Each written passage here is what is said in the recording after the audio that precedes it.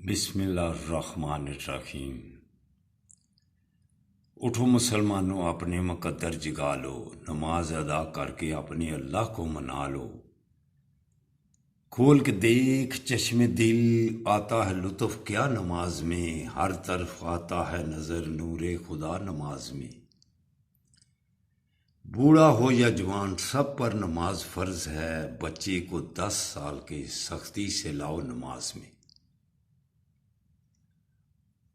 تو میرے دوستوں، بزرگوں، برخورداروں، اگر آپ نے اللہ کو راضی کر کے زندگی گزارنی ہے تو پھر گردنیں جھکانی پڑیں گی، پھر اللہ کے آگے سجدہ ریز ہونا پڑے گا۔ اٹھو، نوافل بھی ادا کر لو اور فرض بھی ادا کر لو، پھر اللہ آپ پر راضی ہو جائے گا۔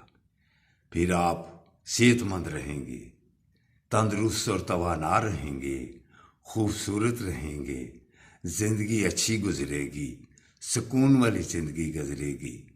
تو اٹھو، اگر آپ نے بیماریوں سے بچنا ہے، ہسپتالوں سے بچنا ہے، پریشانیوں سے بچنا ہے، تو پھر آپ کو اللہ کے آگے جھکنا پڑے گا۔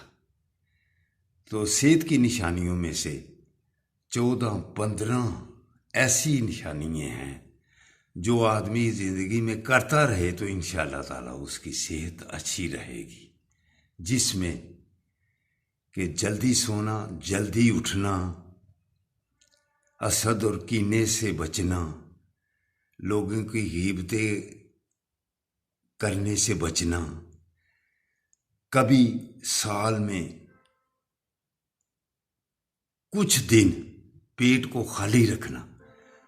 تو یہ ہمارے بزرگوں نے بھی یہ ارشاد فرمایا ہوا ہے کہ کبھی رجب کے روزے آ جاتے ہیں، کبھی معراج کے، کبھی شب قدر، کبھی عیدین کے۔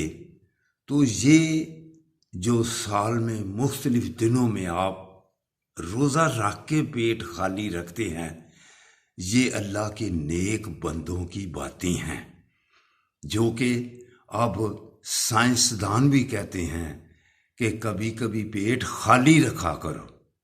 تو ہم تو مسلمان ہیں، ہمیں تو اللہ کی باتیں اور اللہ کے نبی کی اور بزرگان دین کی باتیں ماننی چاہیے، پیٹ خالی رکھنا چاہیے۔ تو وہ ہم روزوں کی شکل میں رکھ سکتے ہیں۔ تو اٹھو، اٹھ کر اللہ کے نیک بندوں کی باتیں مان لو، سائنسدانوں کی باتیں مان لو۔ ہم سارا دن غیبتوں میں لگے رہتے ہیں، تو پھر اللہ کے نیک بندوں کی غیبتیں۔ انسان میں 4 حالتیں آتی ہیں، یا تو خود اللہ والا بن جائے،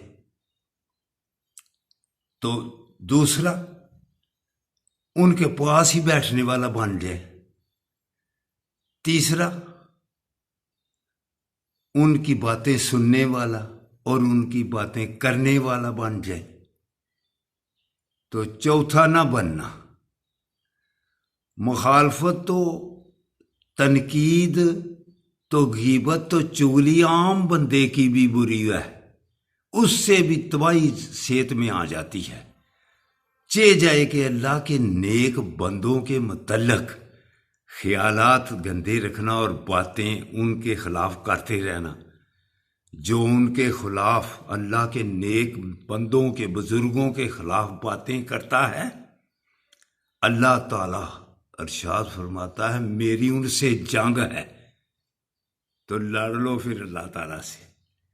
تو دوستو، اللہ سے لڑائی مہنگی پڑے گی قیامت والے دن۔ قیامت کا، صرف قیامت والے دن کا ہی خیال رکھا کرو،